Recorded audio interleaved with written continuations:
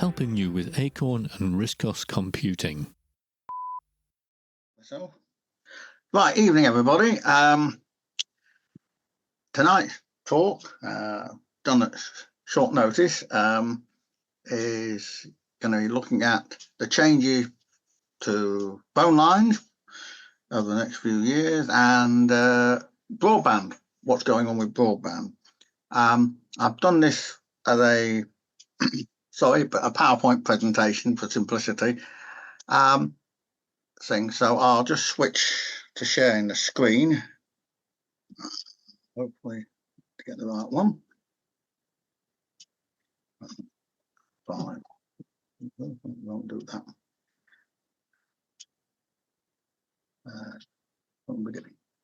Okay, can everybody see the slide?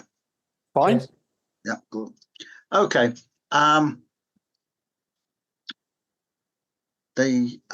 Basically it talks about changing world of broadband and phone lines. I'll have to hide that. That's it. Right. There are in fact two sets of changes going on in parallel. A lot of people don't realise that, but there are actually two different changes going on. One is the end of the old analog phone line, part of the old public switch telephone network that usually comes down your copper wire or aluminium wire if you're unlucky.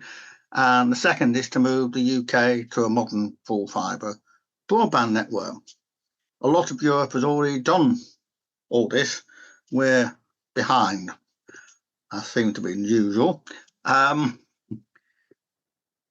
So there's going to be several steps. These are the sort of sections I'm going to look at: the phone line changes, broadband changes, and certain things around Wi-Fi that interlink into your broadband.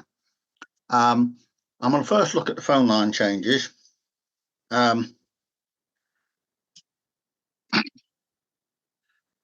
Now, basically, at the end of the public switch telephone network, PSTN as it's still called, the old copper line, and in some cases aluminium based, been around rather a long time, since the 1890s, I think it is. It's become increasingly difficult to maintain them due to a mixture of the cost of getting replacement parts and parts becoming difficult to replace because of voice going digital. As of September 2023, you can no longer order a phone line, an analog phone line. If you want a new phone line, you'll be supplied with a digital one. Now, a digital one, if you just want a plain phone line, no broadband, it's a 0.5 megabyte broadband line provided. Because that's all you need. In fact, you can actually go right down to about 128k in reality, but 0.5 megabyte is what they provide as default. To put it simply, anyone who still wants or needs a phone line will need to go digital. There are complications around that. I'll explain that in a bit. Excuse me. This will use a broadband connection instead of the old method via your analog phone line. It will be provided by plugging in most cases, your existing phone or cordless phone into your router, sometimes with an ATA adapter.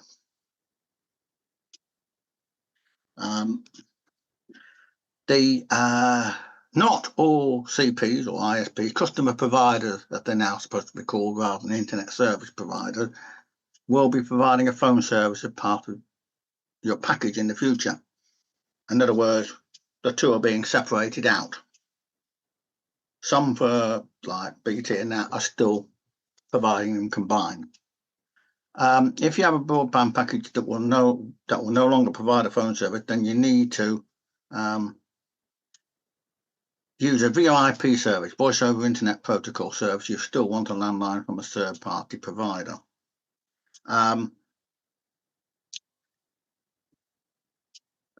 Which is often cheaper than the existing phone line.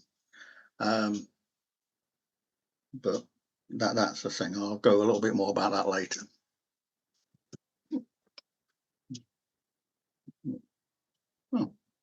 That's better. So I seem to have jumped a bit. Let me go back a bit there. That's right, okay.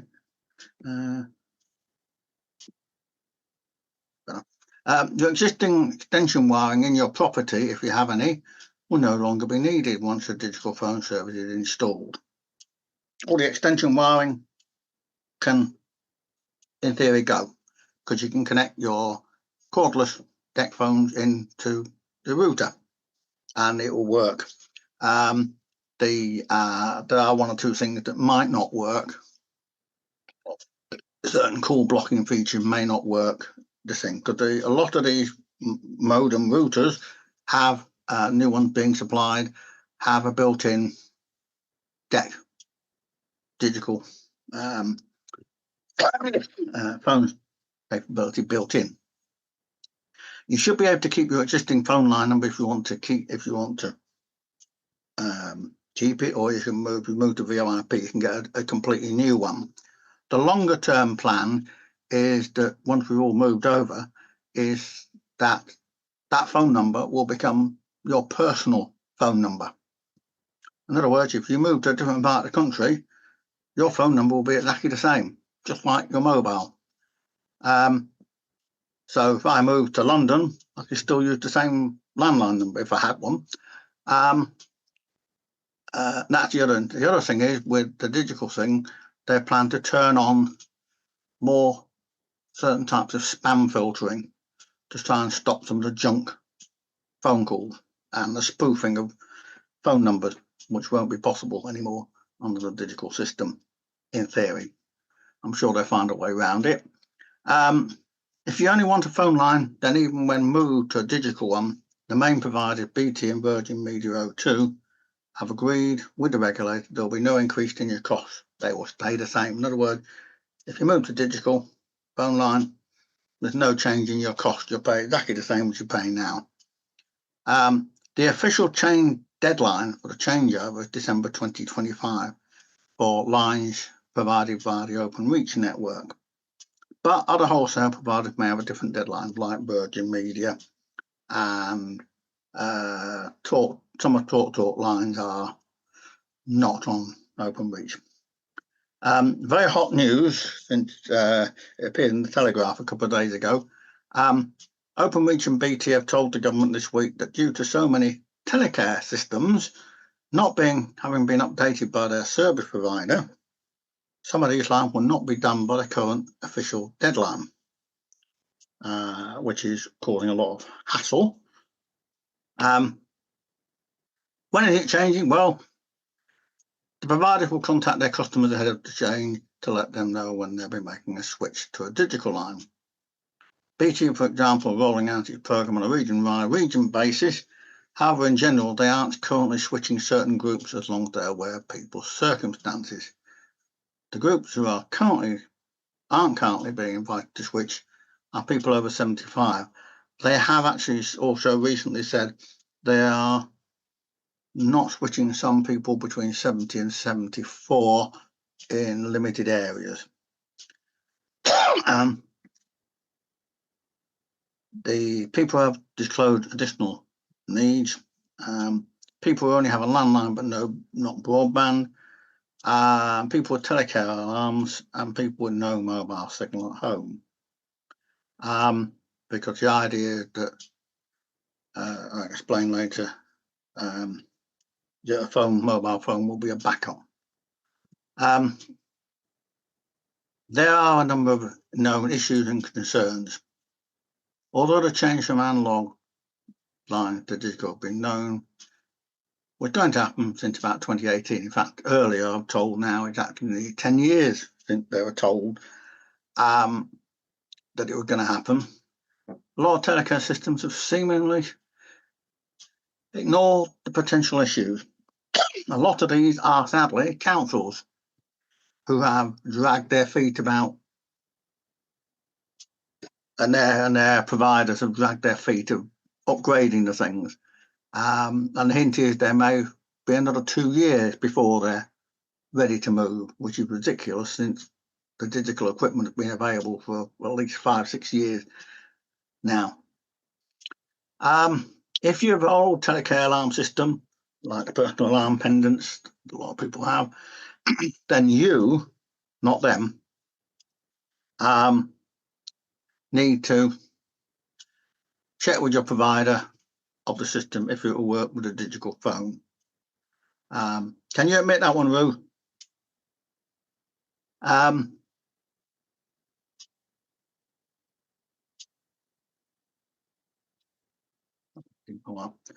Most, if it work with digital phone service or can be upgraded by the modem, most manufacturers of these systems had a digital version for quite some time, as I was saying, at least 5 years or more. And it's basically down to the providers to sort it out. Basically, they're wanting somebody else to deal with it rather than them have to sort it all out. They're getting pushed back on it. It's their responsibility. If you're a monitored security alarm system, burglar alarm system for want of a better term, or an alarm system that uses the analog phone line to notify you of an alert, data your mobile phone or whatever, you need to check with your provider supplier if the system is digital ready. Many already have some form of digital facility either built in or can be added easily. The alarm system provider has been ready for this change for a long time, in which case, in some cases, with a mobile phone as a if your line goes down. So I've got an alarm system. Mine actually uses the digital one. Is you actually uses the compute module 2 for its. I discovered I've got a manual for it. They gave me the manual. It has actually it's being used as Wi-Fi. It connects through my Wi-Fi network, but I could have had a additional module added to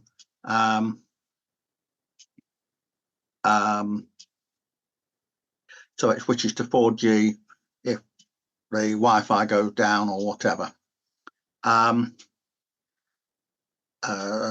Basically a failover system. Now,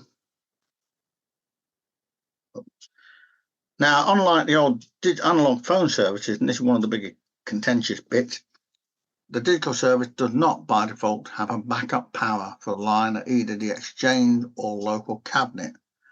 Thus will not work if there is a power cut. So where often, like I did, I had an old corded phone I could plug in if we had a power cut. Obviously, the deck phone won't work. I could still make calls in emergencies. That won't work. If you were causing one of the at-risk customers by your phone provider, which you've got to tell them you are, then the Ofcom rules state currently that a backup battery, which theoretically is up to 2 hours worth, or mobile phone should be provided when moved to digital service. This is to allow for emergency calls to still be made. You're normally responsible for informing your provider you're in one of the at-risk category. Now, one of the problems about anybody can get a backup battery and add it onto their system. It doesn't have to be one of the at-risk ones. You get one yourself. But that's your responsibility. The issue about giving mobile phones, it can only be given to people where there's a reasonable mobile signal for emergencies. The problem with that is, in some areas, there is no mobile signal. And they're still trying to work out how to do that. And also, it's not helped by the fact that a lot of the mobile phone towers don't have a battery backup, don't have battery or generator backup anyway. So they will probably go down at the same time. Other thing that has happened in Scotland on several occasions in the big power cuts, in the big storms over the last couple of years. That's why they're still reviewing how to get around this problem. Various ideas have been thought, but as I say, the battery backup is only intended to last about 2 hours, which would be no good if you're powered off for a week. They've got to sort that one out.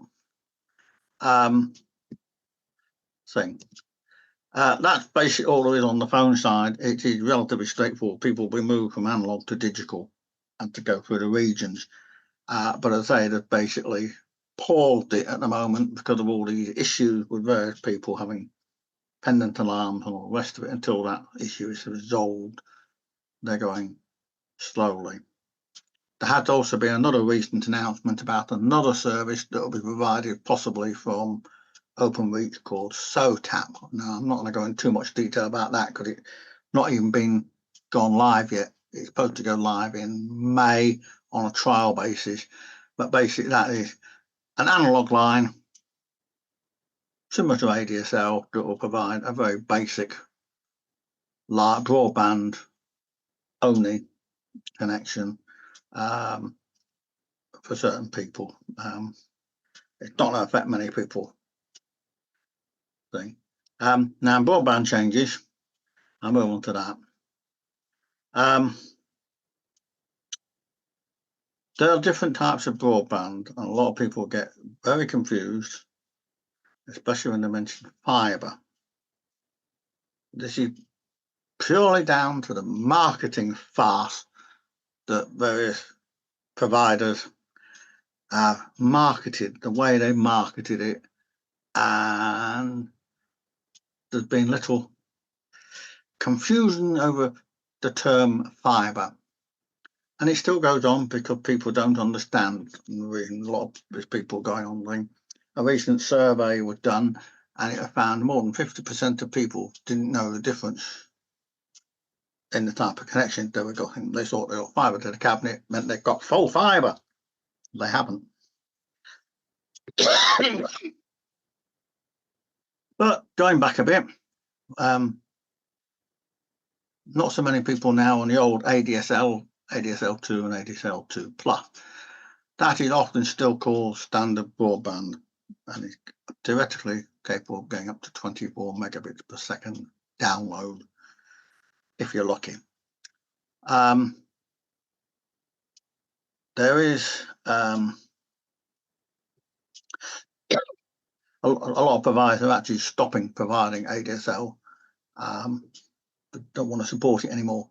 I think BT still have to provide it for one or two areas where they haven't managed to put any fibre to the cabinet in. I should say the names I'm using are now the so-called official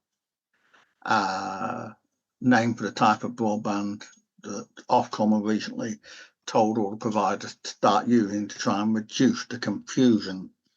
Whether that'll work or not, anybody's guess. But basically, fibre to the cabinet is fibre as far as your green street cabinet is, not all the way to your property.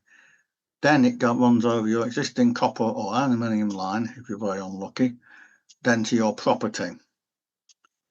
It then depends on the distance from the cabinet to your property, what speed you will get.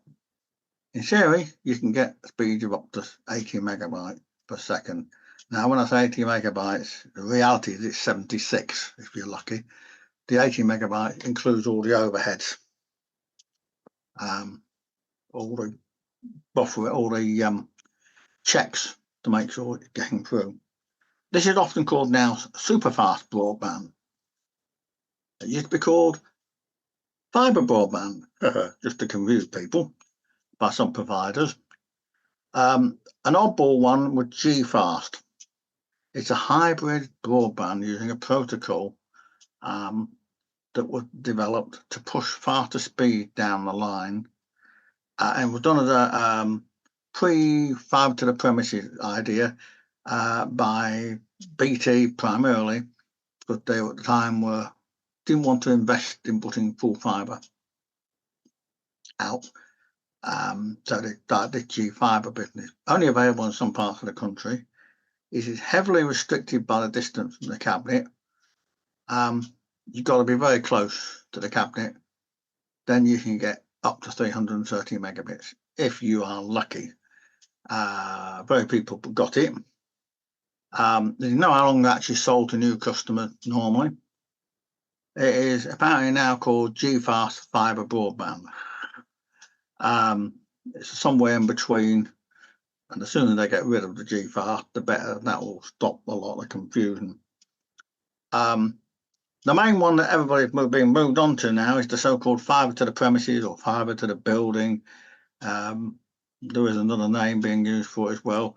But basically, it's full fibre all the way from your property, building, all the way back to wherever the head end exchange is, which might not be your local exchange. It could be it could be based in Wakefield, but the actual head end exchange is actually in Sheffield or Leeds. This is because their Openreach are getting rid of about 4,500 exchanges, starting back into this back in about 2030. There's a plan to start phasing them all out. They've got 9 already lined up for closure. They don't actually own the exchanges, Openreach. They sold them all and then lease them back, which were cheaper. The problem is a lot of those exchanges have third-party systems in it for mobiles and other systems that use CCTV cameras in cities, and that all have their equipment in some of these exchanges, and they've all got to be moved out before they can actually close the exchanges down. The intention is nationwide there'll only be 500 exchanges left. The other thing is, with the new full fibre to the premises, depending on who you go with, you can get up to 10 gigabyte per second download. That's a lot of data. You'd have to be doing a lot of things to use all that up. It's probably more intended for businesses, that part. Although anyone on the Openreach based network, then it's generally going to be a maximum of 1 gigabits per second. Although EE are promoting a 1.6 gigabit service across the thing, because they've installed some newer technology. I'll come to that in a bit. Altnets, as they're called, which is alternate networks, providers can often offer much higher download speeds, about 10 gigabyte, due to them using newer technology. Basically, most of them are basically called ultra-fast full fibre broadband. It is thing. There is also a coax network via Virgin Media O2. They brought up all the old cable companies like NTL, Blue Yonder, some of the cable and wireless stuff, Telewest. They brought off all the old in the thing and they made it into a network. That's given them lots of problems because they've had to try and integrate and sort out all your different bits of technology to do it. And it's taken them years to get it all working together properly. They now are able to offer download speeds of up to 1.1 gigabytes per second, approximately, just short of 1.1 gig. There is another thing that's been brought in, SOGAR, as they call it, or SOGAR, single order generic Ethernet access broadband. Who comes up with all these names? I don't know. This is similar to fibre to the cabinet, but it's basically broadband only. Basically, it's you can get from certain providers your existing fibre to the cabinet. You could turn it into just a broadband only thing and get rid of your phone line if you wanted to get rid of the phone service. There is also Starlink, broadband via satellite, an expensive thing, but if you're out in the wild in the sticks of Scotland or something, then that might be your solution. There's enough satellites up there for it. They're also making it, apparently testing it to work with your mobile phones as well, so that you can use phone calls via satellite.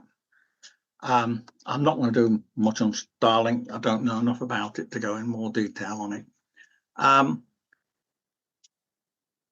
So those are the basic broadband types. The main change is everybody's trying to be moved. They're trying to move everybody onto the fibre to the premises. There is an issue with MDUs, multiple dwelling units, flats to you and me, because often a lot of these flats are run by management agents, management companies, landlords, and the companies have to get a way leave to install their equipment in the buildings. The legislation was changed about 3 years, I think 2-3 years ago now, to make it a little bit easier. Firms are supposed to reply within a certain time, yes or no, but some of them have dragged their feet, coming up with excuses for delaying it.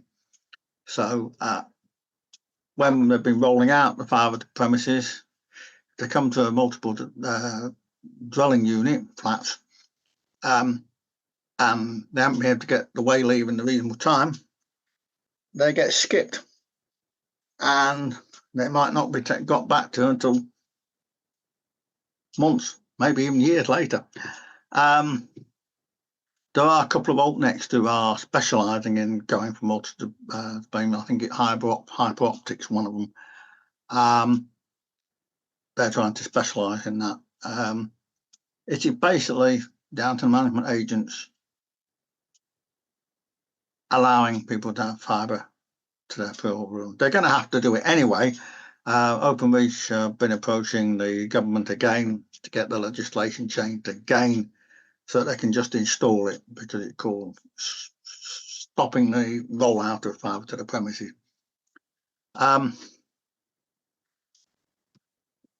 Basically, just a little couple of diagrams to show what it means.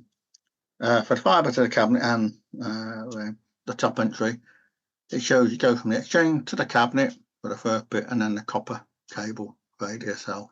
ADSL will be copper all the way. Full fibre, as you can see, it's a fibre cable, fibre optic cable, all the way from the exchange to your property. It's a distributed system. One minor problem with the top entry is if you happen to be very unlucky and on our what they call an exchange only line, where you're close to the exchange, they don't bother connect, or they didn't bother connecting you to a cabinet, so you actually had access directly to the exchange, and you were stuck on ADSL whether you liked it or not.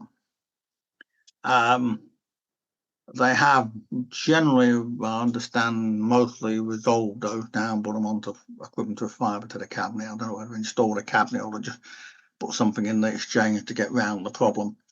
But that did cause a lot of problems for people who are too close to the exchange and couldn't be upgraded even if they wanted to.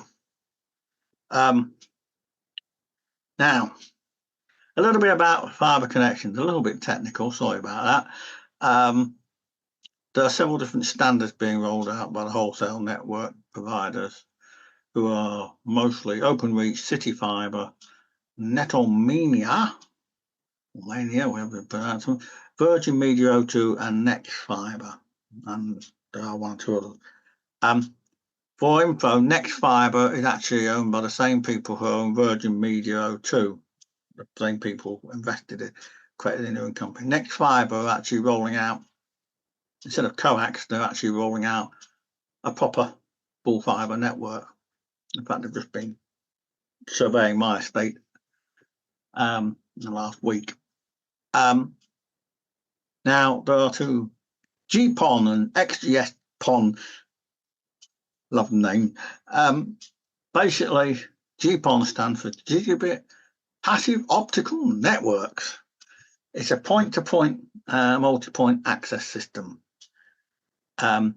Basically, using passive splitters in the fibre distribution network, enabling one cable from your exchange to then be split to serve multiple homes and small businesses. This is used on the Openreach network. It is in one of the street cabinets, the manhole thing covered. I saw them installing one of these splitters, passive splitters in to split it to the different parts of the estate. So yes, it does happen. What a lot of people don't know is actually a contended service. Not fully contended, but theoretically 32 people share the line from the exchange. The one fibre, part of the fibre, it can be expanded rapidly so more people can be on it without any problem. And I'll come on to that a bit more. The XGS PON is obviously evolved from the old GPON. Yeah, 10 gigabyte download and 2.5 upstream, but the even newer XGS PON allows even more, 10 gigabyte down, 10 gigabyte up. It's a symmetrical version of GPON. In other words, you can use the same speed up and down, and a lot of the altnets provide that. Unlike OpenReach, they provide up to 1 gigabyte down, and home users 110 megabyte up, or 220 for businesses, if you take the full package. Where a lot of the altnets will provide, if you want 1 gig up, 1 gig down, that's what you get as standard. They're also cheaper than OpenReach, but they use one of the old things to allow higher download speeds and upload speeds. You might wonder what the benefit of that. Well, supposing you want to back up to the cloud or elsewhere, having a faster upload cuts down the amount of time quite considerably.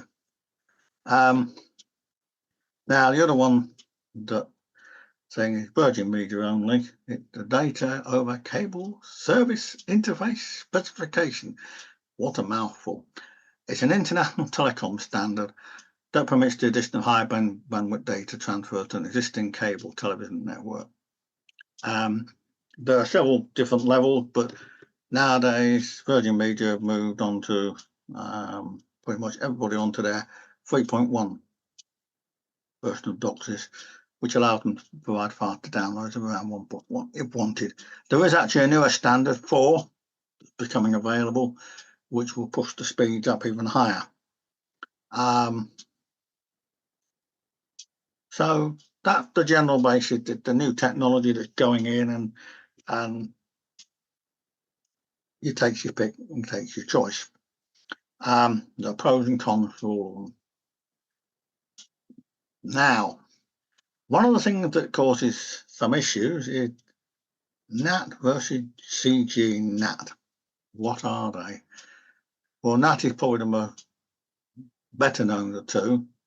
It's basically a network technique that allows your devices on your own private network behind the router in your own house communicate with the internet using a single shared IP address. Your router has a single IP address to the outside world. It maps them multiples to 1. Services. CG NAT, carrier grade NAT, is not liked by a lot of people, and I can understand why. By allowing multiple customers to share one IP address. So you might find you're on one address, the neighbour's on the same address. This causes obviously problems. It conserves IP address because a number of IP4 addresses are now being exhausted, and that's why the big scramble when any become available. When the US military released a couple of million, the big punch up, everybody offering more and more money to get all of the addresses. IP6 is the way forward. There's lots more pull, with billions and billions of addresses available for that. Being slowly adopted, being well adopted in the Far East. They're virtually all on IP6 over there. So many IPs in this country are using CG NAT, especially the mobile networks. They are quite commonly using CG NAT. There are several problems around CG NAT. multiple people sharing the same address. So if anybody's doing naughty things, how do they know who it is? Because they're all using the same IP address. Which can cause problems. Also, certain websites will check the type of IP address and will block you from certain websites. The BBC's website had that issue at one time. Procedure, and that was being used, and I suspected people trying to come in from overseas to access UK only information. So it's a case of trying to avoid anybody with CG in that if possible. Not always easy. Some people get around it by asking for a static IP address provided by their provider, which you may or may not have to pay for. Preferable? No, unless you're on IP6. Now, basically, download and upload speeds, the pros and cons. Well, obviously, the download and upload speeds you get will depend on the type of broadband you use or have. Give me a second.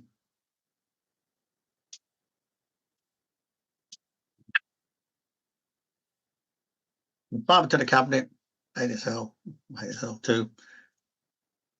Its speed depends heavily on your distance to the green cabinet supplying your broadband. The further away, the slower the likely speed you will be able to get. And the quality of the copper or aluminium cabling from the cabinet to your property can also have an impact. Hence why they advertise at up to.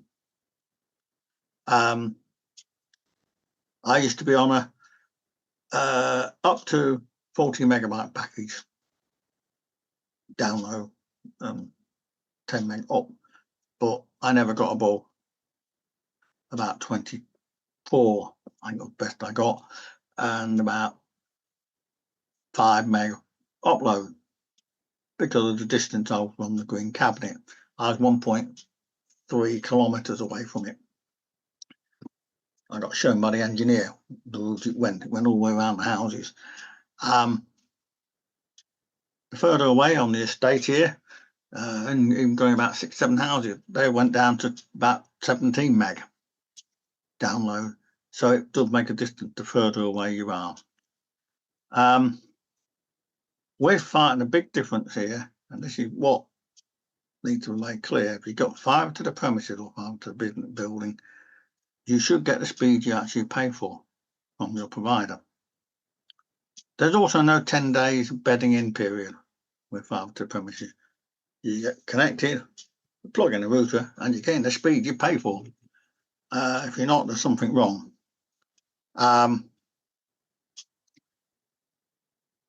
You do not have to buy a 1 gigabyte service for full fibre. The actual other connection will be capable of 1 gigabyte. Like mine is now. It's connected. If you look at the router, it says I can get 1 gigabyte, but I'm only getting 100. I'm only purchased 145 megabit service. But you can get 80 gigabyte. I don't think anybody's now doing the 40 service anymore. It's not worth the hassle. They just give 80 megabyte as a standard. You actually get, you still only get 76 because of the overheads, physical overheads of the data comms, but you will get 76. In actual fact, my service, for instance, it's supposed to be 145 meg service, but I get anything between 145 and 160. So you're often getting more download speed than you pay for. OpenReach have different levels, and different providers can tweak that level to their own thing. But generally, it's sort of like 80 down, 145 down, 300, 500, or 1 gig, and possibly 1.6 now from EE. Uploads, again, that varies, but most of them are doing it in OpenReach network. It's generally 20, 30, 50, 110, or for businesses, 220. So there are different levels, different packages. and the pricing, depending on how there's always offers going on,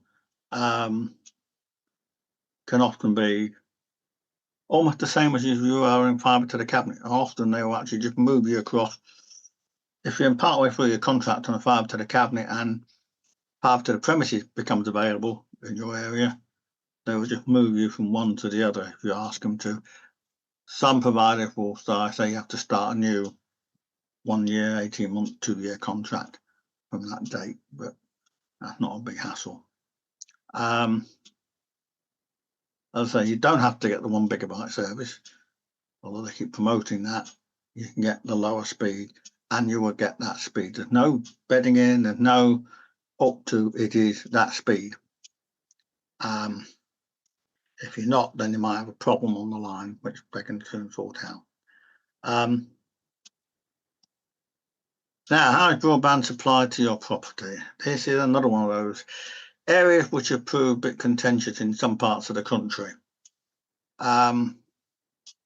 Wherever possible, Openreach, for instance, will try and supply the full fibre to your property via your existing route.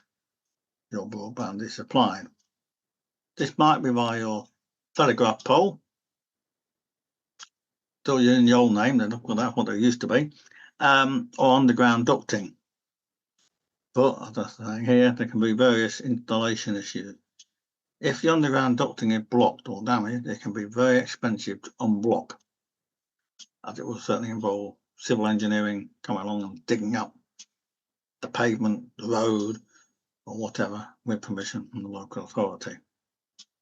In fact, Next Fibre, who have just been round surveying the estate, were looking at the pole across the road from me, where I get full fibre from, and when they were testing, discovered there was a blockage at the bottom of the pole. But because the pavement has very recently been redone, dug up and completely redone, they can't touch it for up to a year, till after a year. They can't touch it until about June, July this year. Have to apply to the council. They thought they were going to dig it. I thought, that hasn't been there for a year. Oh. They went off then with a huff.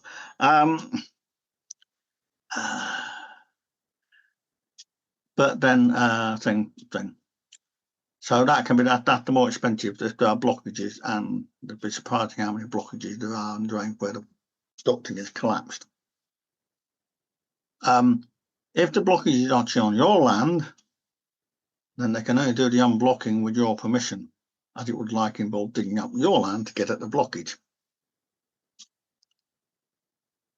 There was a period when cables to some properties were done, this is on your property, was done using armoured cable directly buried on your land. This was a cost-cutting exercise that has now backfired. Thus, no ducting is available, and would either require new ducting to be dug or provision via pole instead, more frequently via pole because it's cheaper. It appeared that there was also poor record keeping of where the armoured cable were used. They didn't keep records properly. So they go along to roll out an estate, suddenly find they've got armoured cable to deal with. So they turn around, get back in the van and clear off again, because they then have to recost it all. And the cost goes up dramatically. That's why in some areas more poles are getting installed to get round the problem. Sometimes, as I say here, a number of block ducts and a number of armoured cables to replace could make it very uneconomic to do this and do an area this way, and it can cost a lot of money. That's why I do surveys to see. They would then try and use stall poles and provide the service if possible that way. As it saves a lot of money and are quicker to provide and save digging up your garden drive. People don't want their drives and their posh new drive or whatever digging up. So the option is, well, if we don't want to do, you're going to have the pole. If we haven't got a pole outside, we're going to have to put a pole up. That's proving problematic in places like Southport, where apparently virtually all of Southport has all been done by ducting. A rare case where the place has all been done ducting and virtually no poles at all. And people are up in arms about having any poles installed. Some people want it both ways at the same time. Altnets, alternative networks, they will often use existing OpenReach poles and ducting where possible via the PIA system, not the physical infrastructure access system. This is something the government encouraged, legally require them to do more accurately, to allow other providers to use their existing infrastructure to reduce cost and create more competition.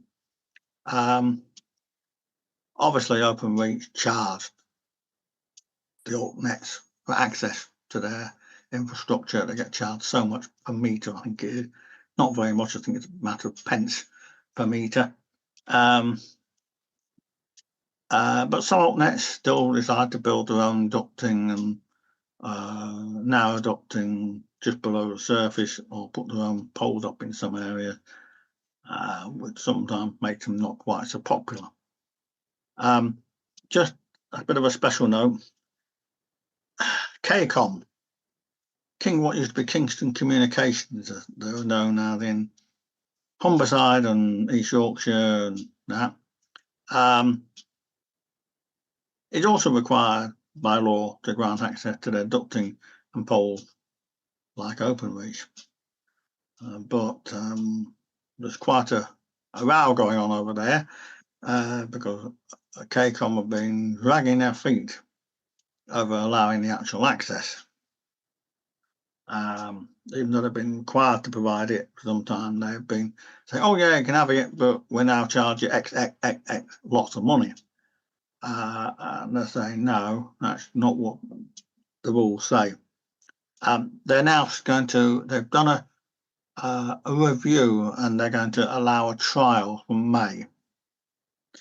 I think there'll be a lot more kerfuffle going over and saying part of the problem is that because KCOM have not been allowing access to their network, third-party providers have actually been had to put their own poles in, want to put competition in, and that's upset some residents in Humberside.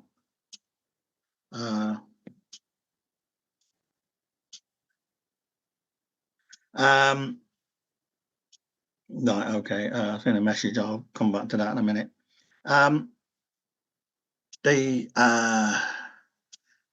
So basically,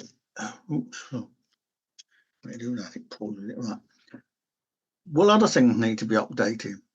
I'll come back to the question that's been asked by somebody in a minute. Yes, everything that uses a copper-based data service currently will need updating. Although I understand they're big and a longer time to update to a fibre connection. I think they've got till 2027 or 28. Things like CCTV systems, in the towns and monitoring traffic, and AMPR cameras and all the rest of it, including motorway cameras, have all got to be switched over to fibre connection. ATM networks, even those actually in the banks, are often used still old copper connections, analog type connections. Traffic lights, motorway emergency phones, basically anything that uses the old thing, you don't have to move to digital. So there's a lot of work to be done. Businesses that have PBX phone systems all have to be upgraded. There's a lot of work to be done in the next few years, and they should have been planning this for the last 4 or 5 years because they've known it's been going to happen. But some people put it off. I think National Highways have only just put out a tender in the last month for somebody to take over and sort out replacing all the motorway emergency phone network, moving it from analog to digital. bit late on the scene, but never mind. It eventually happened. I think that's why they've got an extra couple of years to allow them to do that.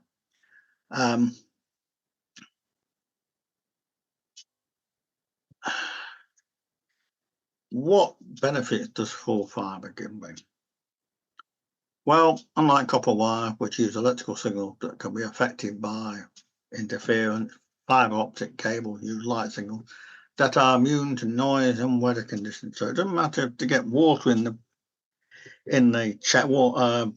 inspection chamber or underneath the manhole cover, whichever you like to call it nowadays. Makes no difference to fibre. Fibre optic cables can carry more data than copper wire, which means they can often be faster. And as they're more consistent internet speeds, you don't get a slowdown normally. It's also future-proofing for the new data world. We're going to be consuming more and more data. AI, I suppose, is the current buzzword. And probably all the deep fakes and all the misinformation that's going to fly around over all the elections around the world in the next year. It's already happening. But AI needs a considerable amount of oomph and data. Just as an aside, I noticed our websites were being scraped by several of the AI programs to improve their model. I think Copilot was one of them, and the Google one has been scraping, constantly scrapes our website, eating our bandwidth up. Now, going back to the question somebody was asking about multiple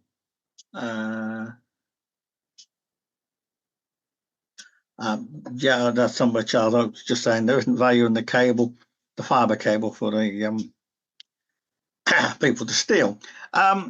Yes, copper is valuable, very valuable in actual fact. That's what I did down in, I think it was Folkestone. Somebody very kindly went and broke into the manhole covers and cut out a couple of miles of copper cabling, cutting off thousands of people from phone lines and broadband. It took about 3 days to replace it all. So yes, there are people like that around. I've had my copper cable removed because I don't have a phone line anymore, landline phone line anymore.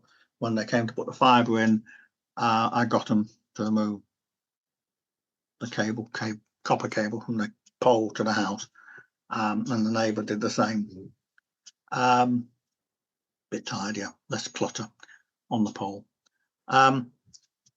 Now, in terms of multiple display units, multiple dwelling units, I should say.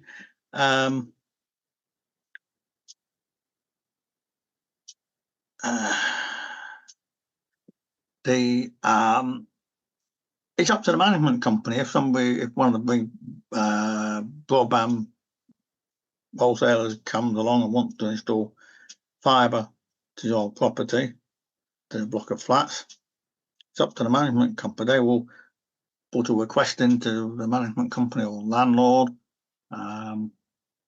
for permission to be able to install fibre boxes to the flats. And then make sure it can be ducted to each of the flats. It'll probably just go into the whatever storage room or whatever on the ground floor, and then the option to move it up to each of your flats. But it's up to the management company then or the landlords to approve them having access to your property, to the building, to install the cables for fibre. If they reject it, then it doesn't get done, and they just go to the back end of the queue for any future. The fact is owned, the freehold is owned collectively by the flat owners in your case. As you own the management company, up to the things if all the people say, yeah, we want fibre coming into our building, then they'll look at doing it. As I say, there are one or two companies that will specialise in providing it as long as you're in their area. Hyperoptic are one of them. OpenReach, if they come around, if they're given permission, they will install it. Obviously, it takes a bit longer to install, potentially, depending on how many flats there are. But yes, it's something that can be done. Housing associations, by the way, are also in that category. If the property is owned by a housing association, they are effectively a management company. They would have to give permission to it. And some actually do, but they specify they only allow a certain company in. So you might want XYZ fibre, but they say, no, you can only have ABC company. And that's their right because it's their property, or they're managing the property. Thing. Now, a new message coming. Let me just see what this one's about.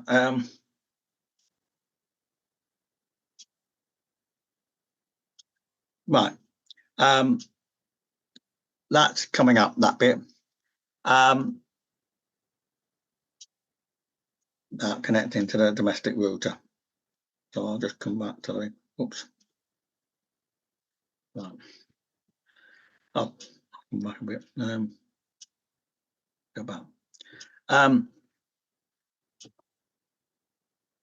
The connection from, I haven't really put a separate slide for this bar, so I'll cover it.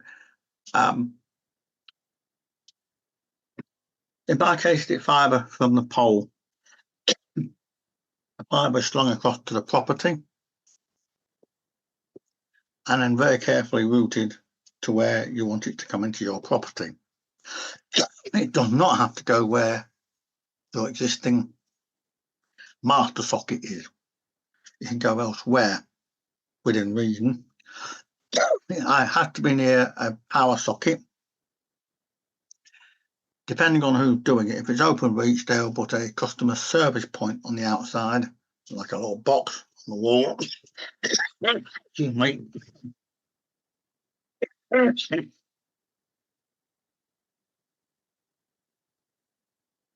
For which the fibre goes into. Then they splice it and feed it through a hole in the wall to what they call an optical network terminator. Another little box that goes on the wall. In my case, I had them route the cable through the existing hole. I used to have broadband provided by my employer. So I had an existing old phone line socket. They used the same hole and put the box over where the old phone box was. That has potentially 4 lights on it. 3 are the 3 primary ones. 1 to say it's getting a light signal, 2 they're turned on, and 3 the data will flash when the data comes. The 4th light will only go active if there's a fault. If there's a fault, it'll go red. You know you've got a fault on the fibre line. Excuse me. And from there, you just connect your Ethernet cable as you would normally do to the back of your router, to the WAN port, wide area network port, not the normal port. Now, I haven't got a photograph of that, but you'll normally go to the back of the router and plug in. The OpenReach, BT, PlusNet, I presume EE1, have a separate socket on the back of a router for putting, if you're getting hit, digital voice phones or your phone into. You plug it in and you've got your phone line to provide you again digital voice. So basically, the other thing with fibre is the way it's routed. Fibre does not like sharp bends, so they have to go very gently round L bends, like I've seen. They've left a little slack, so there's a little bit of slack, so it's not tight. Like sharp bend. As I say, they can put the ONT, not quite all anywhere, but within reason. Most engineers are relatively flexible. Give them a cup of tea and a biscuit and they'll probably be even better. But yes, they put the cable where I wanted it to without any problem. They plug it in. Obviously, you have to have a power socket nearby. The cable they provided for that was probably about 4 foot long. No problem. And that goes into the thing. That's why after the power cut, your ONT will go off. But as soon as the power comes back on, it will come back up and you'll have full speed immediately. Unless somehow it managed to get damaged, which is unlikely, but can happen occasionally. It's relatively painless. It just, you have to have access to the inside of property to install it, the ONT. Some altnets combine the CSP and ONT and do both inside. Different suppliers do it slightly differently, can do it slightly differently. And that, but it's relatively painless. As I say, when they came to do mine and the neighbour, they did both of them at the same time. We just happened to have all for the same time slot. It turned up at 7:30, did mine and theirs, and was gone about an hour later, just over an hour later. He'd done both of them. Putting the fibre in, connecting all the cables up, plugging it in. Plugged it in about 10 seconds later. Once the router settled, I had 145 meg. In fact, I had 150 odd meg coming down. It was that thing. The difference between where the old system, by the way, was based on your phone number. What happens if you don't have a landline phone number anymore? How do I identify your line? Well, each ONT has its own unique serial number. And it's that identifies your line. So if you move properties, don't try and take the ONT with you, because it doesn't belong to you. It belongs to them, and it wouldn't work elsewhere anyway, because it's for that line. Thinking back, some people have been removing them and offering them on like eBay and all sorts of things, thinking they're being clever. They're not. They're just creating problems, because they have to come along then. BT or Rachel will have to come along and replace it all. Thing. So it is relatively painless. If you look at my article from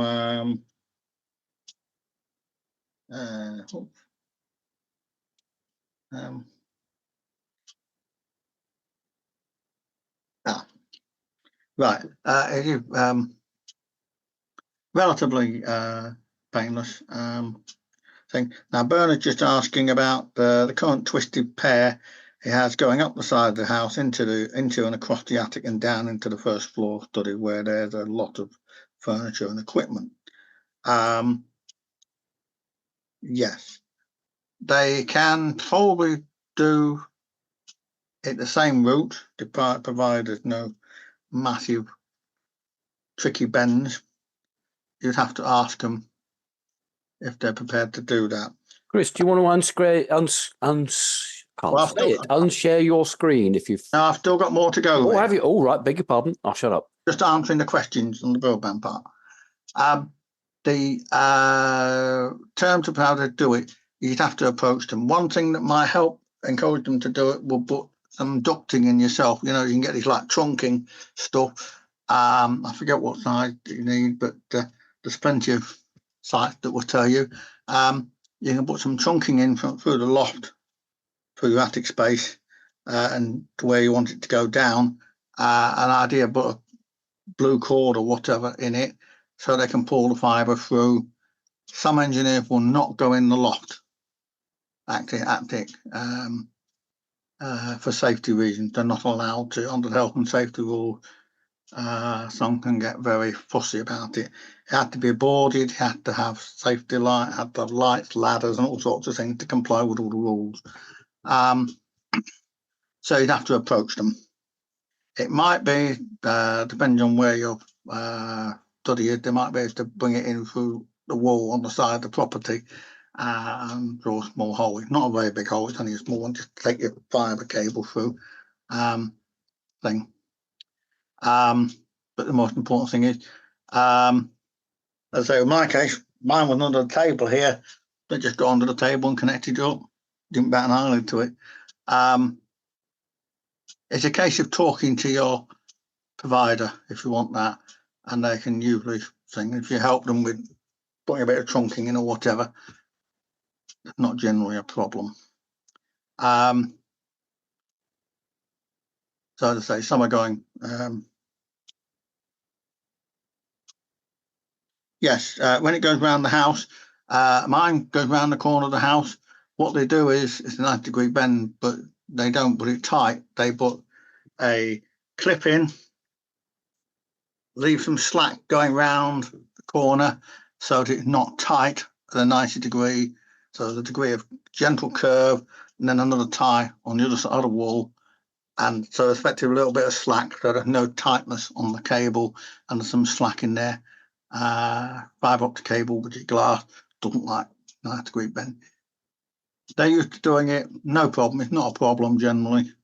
Thing. So it shouldn't really be a problem with that. Okay, on to the final part, which and I'll take any other general questions then and try and answer them.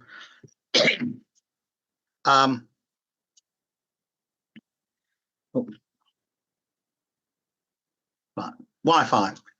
I'm only covering this because this is a favourite area for people to have problems with. A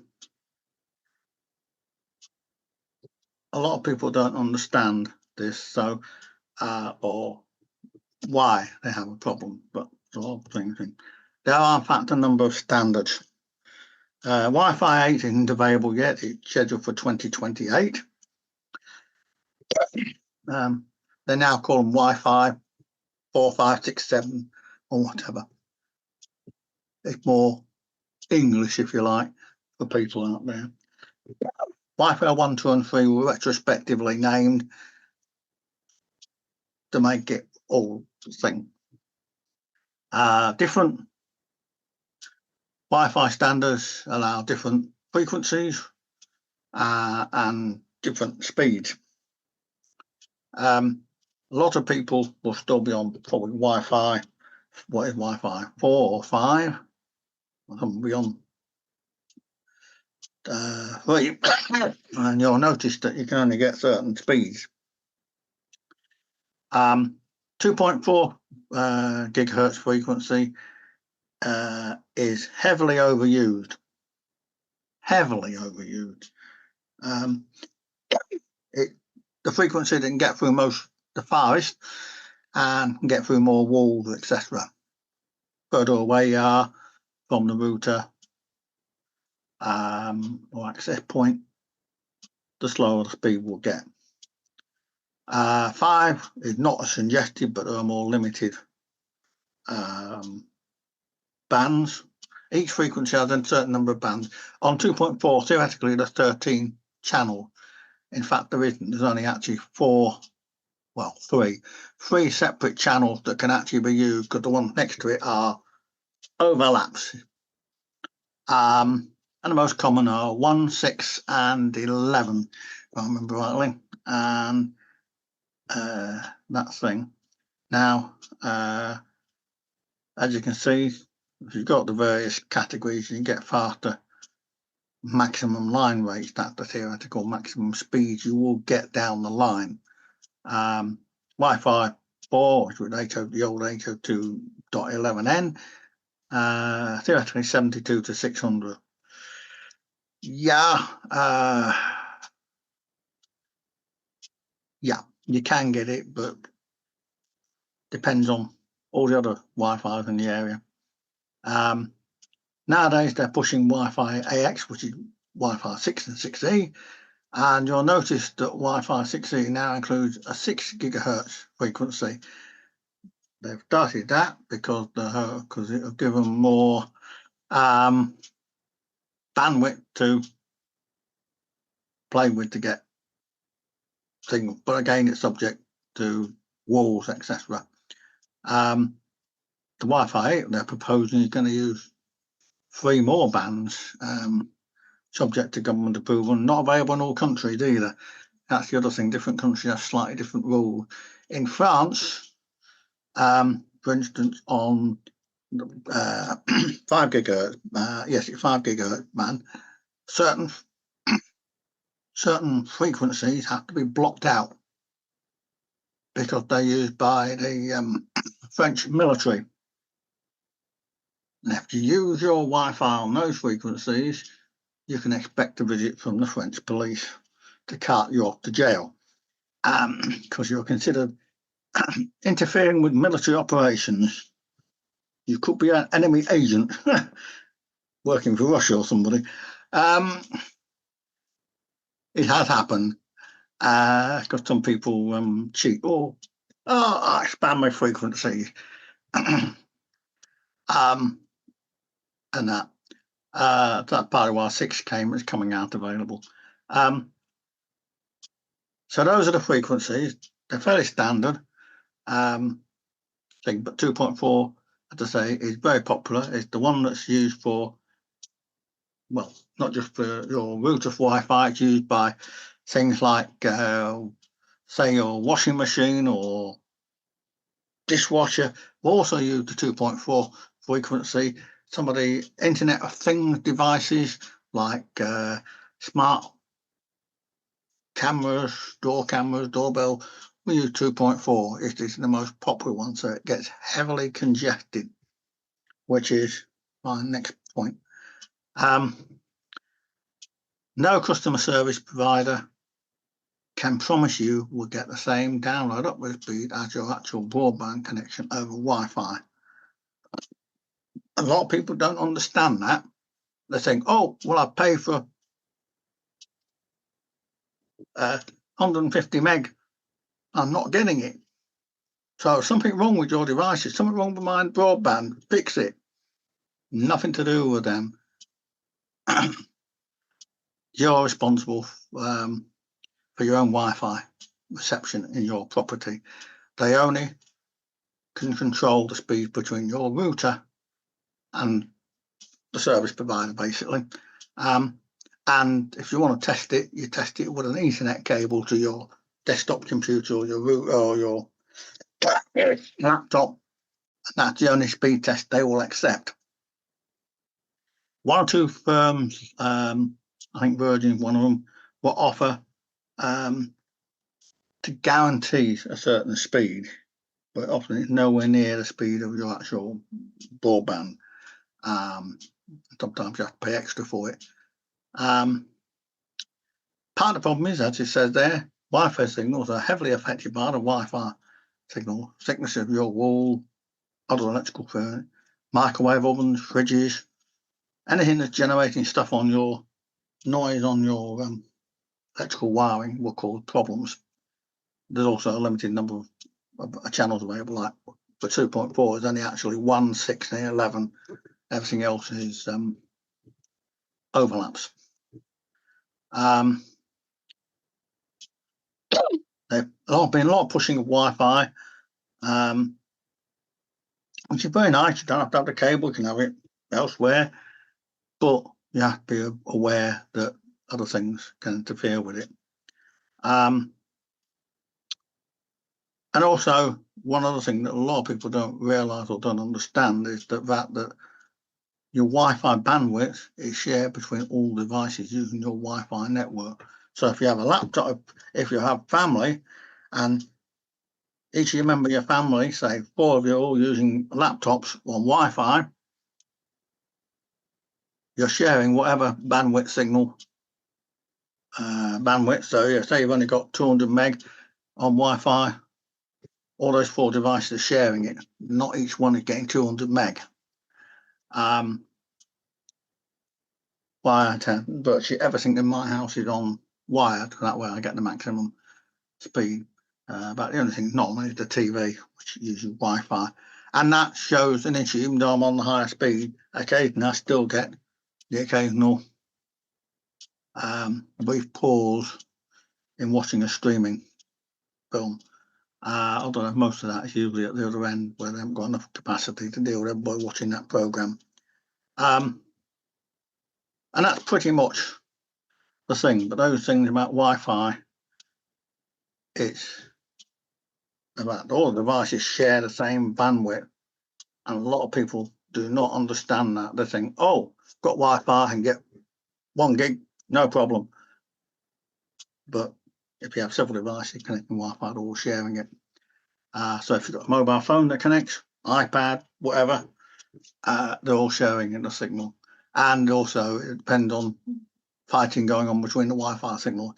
Here, if I turned on the Wi-Fi analyzer at the moment, I'll be picking up about 12 different networks on the 2.4 network, gigahertz network, and probably about 5-6 on the 5 gigahertz network, all trying to fight for the strongest signal on those limited number of things. That's one reason they're trying to introduce more bands like 6 gigahertz and the ones we saw previously for the Wi-Fi 7 and 8 to try and expand the capacity. Whether it'll make any difference, I don't know. The government controls which frequencies can be used, and they've been busy selling off frequencies. It's like some people will realise that, say, Freeview had all had to be moved to a weaker signal, weaker frequency, because of they sold off some of the bandwidth to the mobile firms. They made money out of it, and the problem was one of the bands was right at the next to the one being used by Freeview, and it caused interference. Some people have to get these special adapters to try and stop the interference. And apparently they're talking about moving the Freeview channels frequencies again, because the government want to sell some of the existing bandwidth again. It's an ongoing battle.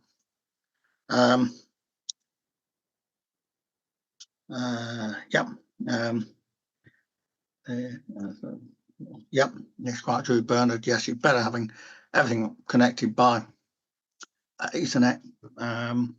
It's more reliable. It's not dependent on Wi-Fi interference. I actually do have some home plugs, which, depending on the quality of the mains line, is okay. But again, the advertiser is saying being able to get 1300 meg. I've never seen it get that unless I've had them one beside the other and I've got it. But usually I get about 300-400 on a good day. But it's sufficient. So yes, yeah. One of the other things that I haven't mentioned is that if you get full fibre and you go for, say, 1 gigabyte, if you really want to go for 1 gigabyte, is the fact that it depends on your laptop PC having a suitable network interface card if it's Ethernet. Most of the older equipment had 1 gigabyte ports, but the drivers, hardware drivers, were sometimes not up to the job, as some people have been finding out. A lot of new devices are now getting 2.5 gigabit port because they know we're all moving on to full fibre. One or two have got 10 gigabyte one because, like I was saying earlier, some altnets are now providing 10 gigabyte connections. Really, they're only intended for businesses. But there are some people who've got to have the fastest downloads on the planet. That's up to them, obviously. If they got the money, fine. I couldn't see anything point going above 145 meg, and that's probably more than that actually need anyway. Things to note. The other thing, just a general thing. That's pretty much the end. So I might take some questions in a minute. I'll stop the sharing. Is the fact that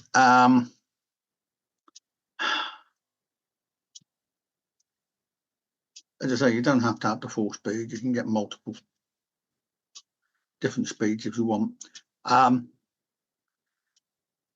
Apart from the network interface cards being a issue with some people, mostly depend on the drivers. Some routers only have. Some routers still amazing. They still only have 100 meg ports on the back, although most now have 1 gigabyte at least. To get the 2.5 and 10 gigabyte ones, you have to start paying a lot more money for the routers. Your internet provider generally, a lot of them will provide their own router, which will do all the basics for the service. You can get, in some cases, your own.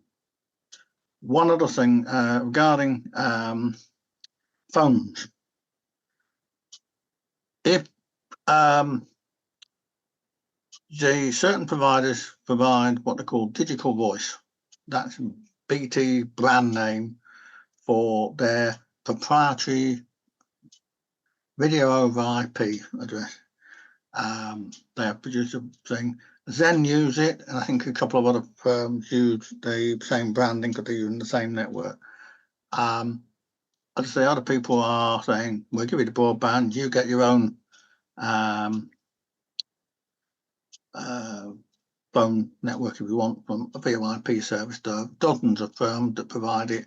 VoIP phone, SIPgate, A&A, Arnold and Arnold's ISP, they provide the VoIP service. And generally, the calls are a lot cheaper, often under a penny a minute. Often you get bundles. They're almost like mobile phone. The cost is a lot cheaper. There's no minimum call charge like there is nowadays for a lot of the stuff, where you're paying 25, 30 pence just to connect your call. Then you've got the call charge, 8 pence a minute or whatever it is nowadays. And that. As I say, you can keep your own phone number.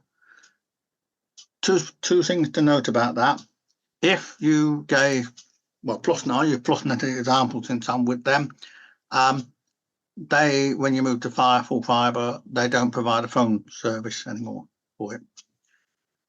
So if you want to move to full fibre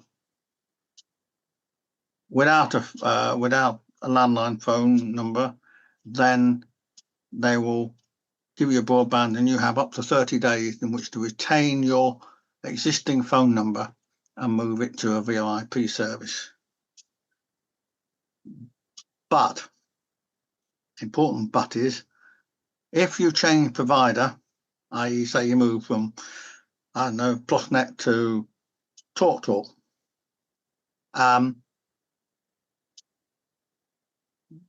they sometimes ask if you want to keep your phone number, in which case you've got to move to a VoIP service.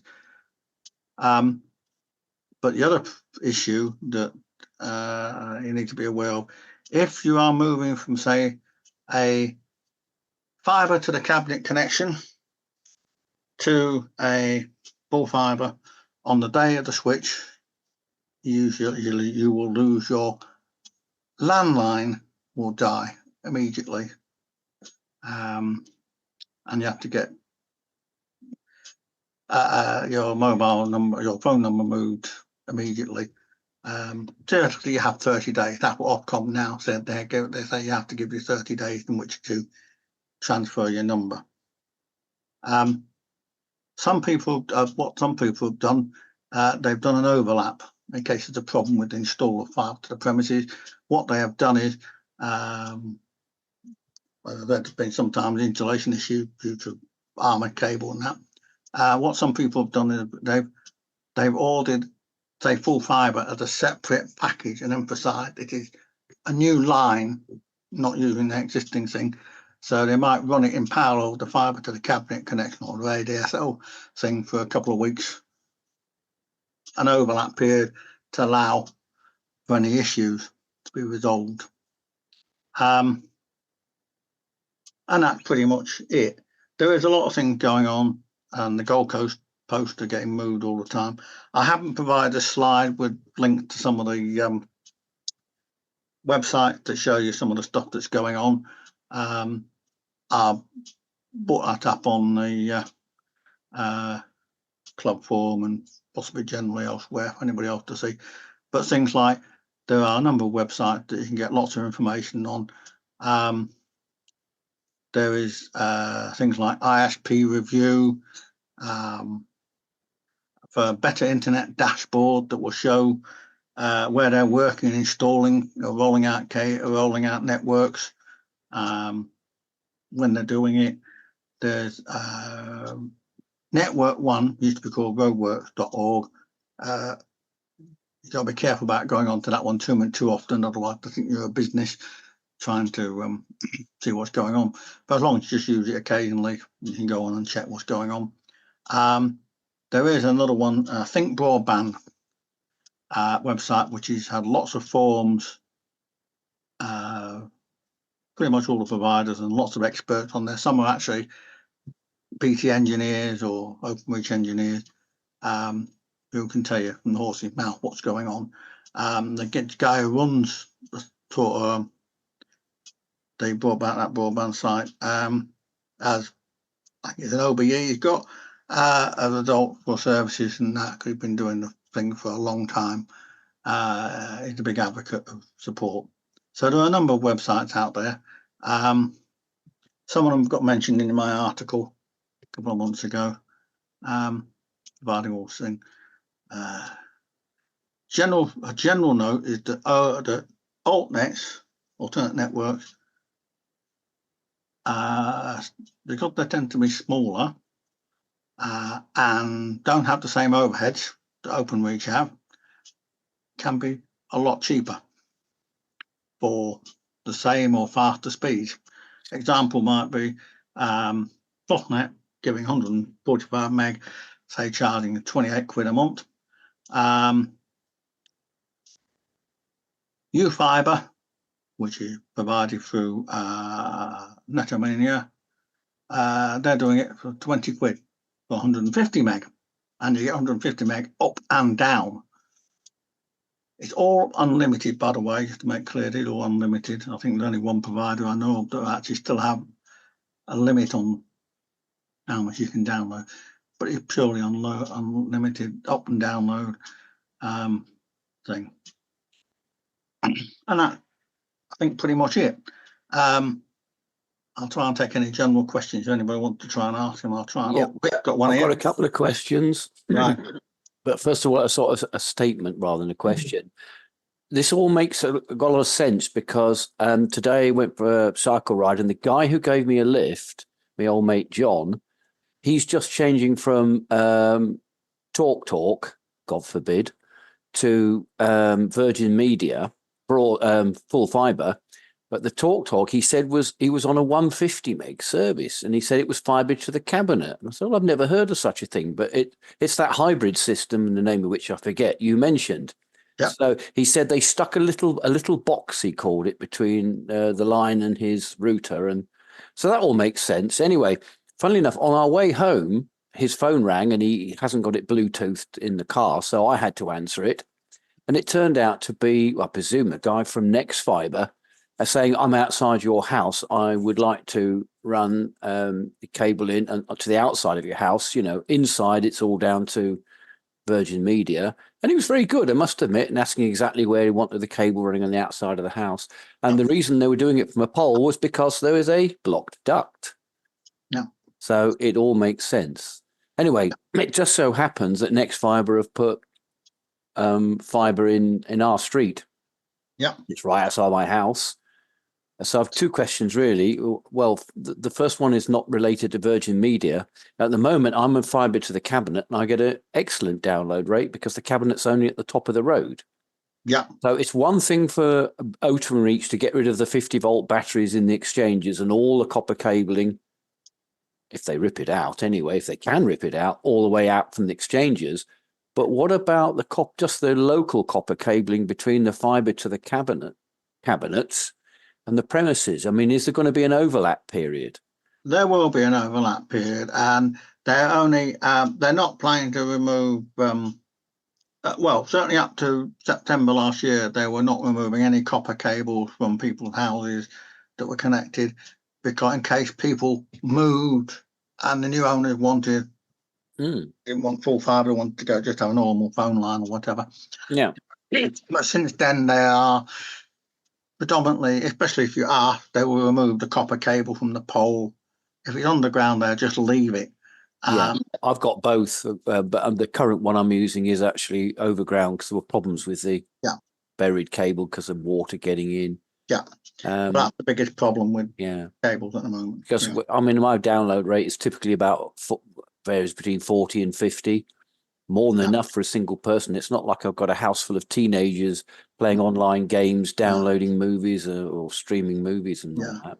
Okay, second question is, so Nexfibre, who it seems in cahoots with Virgin Media, have put broadband into my street, and sure enough, I've had a leaflet through from Virgin Media saying all these lovely deals. Yeah. But I mean, with the OpenReach fibre to the cabinet network, I've got a whole range of choice of ISPs. Yeah. And if I don't like one, I can change.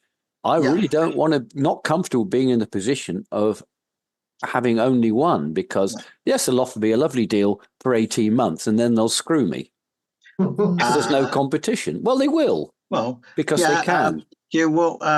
Okay, you brought a fair point up there, because although Nexfibre in this case is owned by the same three companies that own Virgin Media behind the scenes: Telefonica, Liberty, Global, I think it is. I forget what the other firm is, an equity firm. Is it Telefonica same as O2? Yeah, they actually, Virgin Media is owned by O2. Oh, right. Oh, okay. Telefonica own O2. They brought out or merged with Virgin Media. The Nexfibre are doing a normal full fibre rollout compared with the old coax network that Virgin Media itself did. And they called themselves Virgin Media. When I went out to see them the other day, I said to Virgin Media, "Oh, you mean Nexfibre?" Yes, actually, Nexfibre. If you go to I think they've changed it. The Nexfibre site was actually showing one or two other companies will be using them, because Nexfibre is a wholesaler. Yeah, I know that. Yeah. So they will be gradually bringing on board more companies to work on their network, more providers on their network. It's the same as City Fibre, which is probably one of the biggest independent wholesalers. They have got people like Zen. Zen use them with OpenReach. They do both, plus their own network. City Fibre also have deals with about a dozen different companies. Some were one time exclusive in one area you had to use, and that's in for a limited period. But nowadays it's a free for all, because it was frowned upon by Ofcom trying to restrict. I should think so too. I mean, in the end, to me, it's not the ultimate goal to shave another £1 off my monthly cost. Customer service is the really important thing, and that's why personally I like OpenReach, because you actually talk to a human being who's not on a distant continent and actually talks to you instead of reading a script. Yeah. Well, my brother, who's over in Horbury, Horbury Bridge, recently in the last couple of months moved from Sky broadband to U-Fibre. And as you say, similar for the Nexfibre, for your colleague friend, they're very efficient, came along, they sorted it out. He said he told them he wanted to keep a phone, and they sorted out him being put onto VIP. They organised it to be coordinated on the same date. They dealt with any issues on the day. they actually installed it before it was ready to go live to make sure it changed over, a smooth changeover. So, and he's had it put down in his living room where previously the router was having to come out the socket within their bedroom upstairs. So it made life a lot easier. Most of them are fairly flexible, because they want the business, but generally alternates are cheaper. But unfortunately, there are some people going around trying to sabotage some of the rollout. There are some people who don't like 5G mobile towers, but the same. I can't polite, but the same people are sometimes doing some silly things like pouring petrol down inspection chambers and setting fire to all the cables. Naughty. There have been some, shall we say, there's some rather silly people about who believe all the rubbish that's going on. I mean, if you don't like the fibre deal, you can buy yourself a 5G Wi-Fi hotspot with a good SIM, can't you? But they don't like 5G either. They say it does your brains in. Well, they said that about 4G, 3G, 2G, 1G. Yeah, whatever. Radio 4. Well, that's true. Richard Porter was asking about new build homes. Yes. Generally, if there's more than, I think it's 10 houses now, they have to provide or they get a grant to install full fibre to those properties. Whether it's in all internal Ethernet connection, i.e. to put ports on all the walls or in each of the rooms, is up to the builder, basically. And unfortunately, that's where some of these armoured cables came in years ago, because it was often the builders who put the damn things in, not GPO, Openreach as it was. Some will just put in perhaps a cabinet underneath the staircase, the cables in so you can connect up to whichever provider you want to put the fibre cables in. There is one builder, I think it I can't remember the name, which one it is, Persimmon, I think it is, have their own broadband provider, and if they're building your properties, you have to have their broadband for at least a year, and you can clear off and go elsewhere. And they're not cheap by all account. So there are all the options out there. As Bernard was saying, questions about going around corners. Fibre doesn't like sharp bends, so they put a bit of slack in. When they did mine, they down the side of the bungalow, it came from the where it came across to the top of the roof. They then ran it down the side of the wall, turned it through 90 degrees for a gentle bend along the wall, then 90 degree round to the back of the house, and then to the customer service point, and then into the house. All gentle thing, and remove all the copper cabling, which they get money back on anyway, because copper is valuable. Big demand. That's why it's recycled. But the stuff from, as I say, 4,500 exchanges will start being closed from about 2030 onwards. That's the intention. And eventually all the copper wiring will be gradually recovered. Certainly ones on the poles and that. The ones underground, they may just abandon unless they have to pull them out, whatever, for whatever reason. Yes. Okay, anybody else got any questions? Oh, sorry, I've just got one. Sorry. Hi there. You missed out one important chunk, actually, which Rick very kindly brought in, was getting your broadband from the mobile network. I had fibre to cabinet with beautiful aluminium cables. Yeah. I was getting to the point where I was getting 5 down and 0.9 up. So I now have a wireless router in front of me here with a £20 a month SIM card stuck in it. And it's only a 4G one, but I'm getting about 50 down, 30 up for my 20 quid. And I also have a telephone linked to it, so I can make unlimited calls and actually does text as well, believe it or not. Yeah. So there is, for those people who don't want to go around the bend and who Yeah. don't want their drives digging up, and long as they're within a reasonable range of a mast, then there is that Yeah. system available. And you, as Rick pointed out, you have a complete choice of providers. Yeah. Yeah. Yes, Good to see you, Andrew, by the way. And those who don't know, Andrew was one of the former founder members of the what was then the BBC micro user group. On real life membership, I have to say. Thank you very much. Life member, yeah. I even have my Oh, yeah. Oh, you got a full day membership card. Oh, wow. Very good. Well, I have to put up in a big frame, you know. Yes, mobile. I didn't really cover mobile because they're predominantly on full fibre. Mobile is not considered be full fibre as such. Theoretically, when we go to 6G, in theory, you'll be able to get gigabit downloads.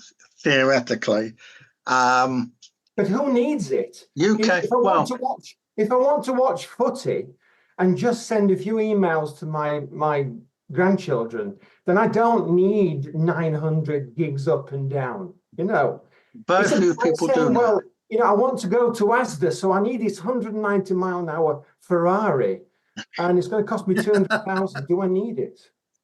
True. A lot of people at present don't need the 1 gigabyte service. As I say, most people, 80 or 140, depending on the size of the family. Not even that. Yeah. You can stream. Well, you've got to be. You can stream TV on 6 to 7. What you got to remember is that 4K streaming needs at least 25 megabits down. So if you have several people watching 4K stream, which is possible in a family, then you're gobbling up. You can run potentially several things. If you're a gamer, the faster you'll download for some of these things, the better. And also lower latency for the thing, which again, something full fibre tend to give. You tend to get a more stable latency, less variation in the speed.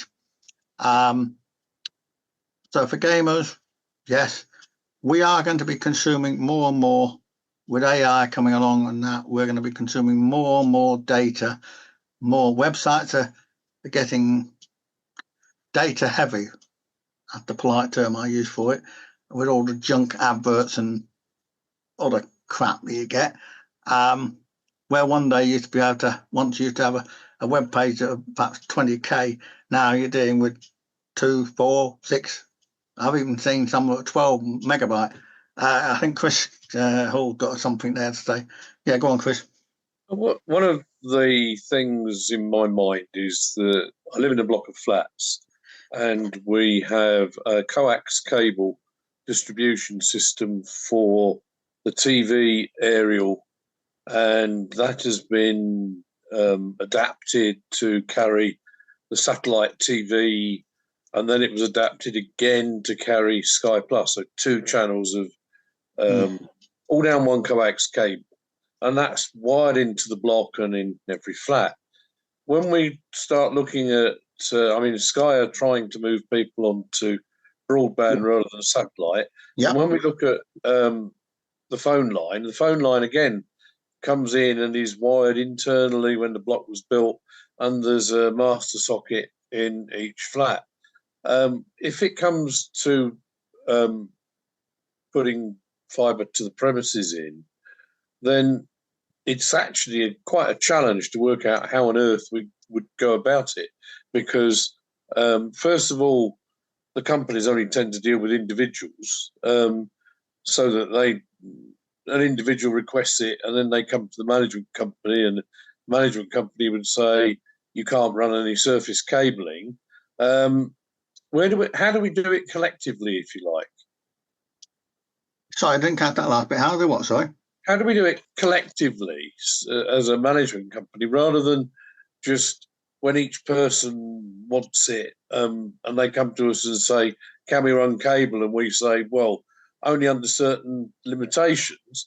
How do we actually go about it collectively as a management company?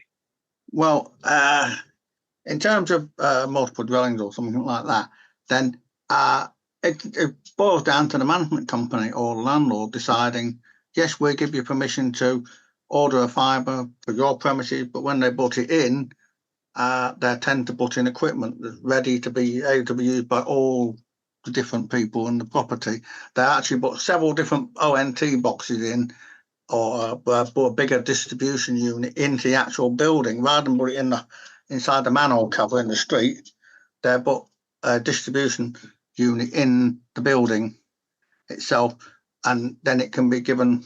One person can have it, everybody in the property can have it, they can all order it when they want to, but the management agent or the landlord has to first of all say, yes, you can install it. And they can sometimes specify, we don't want that company, we only want OpenReach, or we only want City Fibre, or we only want Hyper Optic, or they can say, anybody can put equipment in, just let us know and we'll say yay or no. Will these providers talk to the management company rather than a subscriber? It can be either way. Theoretically, if they're rolling out fibre in your area and the multiple drain, they will try and find out who the owner is or the management agent for that building, and then try and contact them for way leave.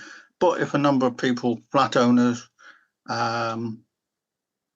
decide they would like to try and have fibre, they can also approach the management agent and say, look, we would like fibre, will you permit them to put it in? Yes. And again, it's down to the management agent who can drag their feet. Now, the other one little slight difference with the rules on that is that if, say, OpenReach approach the owner, management agent or the landlord, the management agent or the landlord have to respond within a certain time under the legislation that's now been introduced. If the owners of the flat or the people living in the flat approach the management agent, there's no limit. The management agent can take 6 months to decide whether they give you permission or not. By that time, 5 people may have moved on, and you go to the bottom of the queue. I think I understand that you're saying the management company can approach the provider directly. They can do, and they have on occasion done so. But most of the time I've seen it, the ones I've heard is people approach the management company either direction. But in theory, they can say, I see you're working in the area, can you put it in for us? And they say, most of them say, yes, no problem. Yes. What happens if no one is working in the area? Then you don't get it, unless you pay for it, basically. One little thing, you've just reminded me, a little thing talking about these flats. In Scotland, you don't have landlords for some of these flats. The rules are different in Scotland. Now, I forget what the actual thing is. There was several people had flats. There were like 4 blocks of flats, and people wanted fibre. Several people in the flats said, no, we don't want any of this stuff. Other people said, yes, we want it. And it went round in circles because there was nobody who had, if you like, responsibility for the properties, because each individual person in the flat had the rights. It was different freehold way that worked. And in the end, I understand from the article that got printed about it, it had to go through a vote. They had to get all the residents to agree option A, B or C, and they had to vote for it. Eventually, I think they all majority voted for fibre to be installed. But by that time, it had gone on for about 4 months, and the company that had been providing had moved on to another area. So they're now back at the back of the queue. Going to be another year or so before they go back to them. So it can be sort of things like that can cause massive delays just because somebody's being awkward. Okay, there's just one more thing then. How does one work out who is working in the area? Well, you can sometimes see, as I say, by one of the websites I've suggested is Better Internet Dashboard. It's the www.bidb.